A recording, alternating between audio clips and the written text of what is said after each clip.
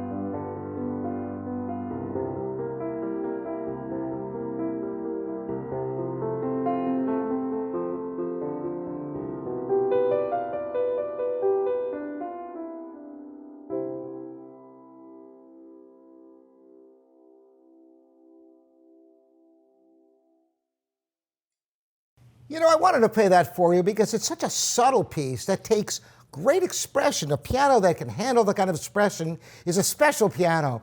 The action has new hammers, shanks, knuckles, whip-ins, backchecks, key bushings, front rail bushings, the works. So it has a velvety feel and responds to the most subtle touch you could imagine.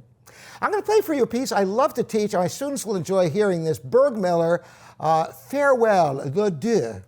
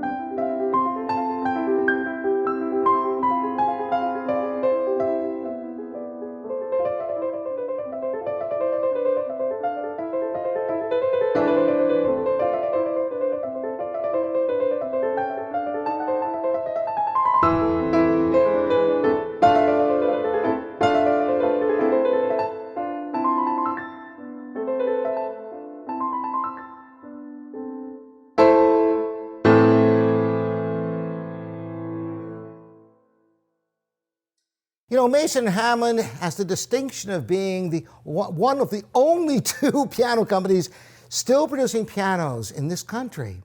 And many people revere the pianos from this period of time. And there's so much to love about Mason Hamlin pianos. The rich, warm, immersive sound is something it's rare to hear these days. I am going to now close with another subtle piece to show the range of expression.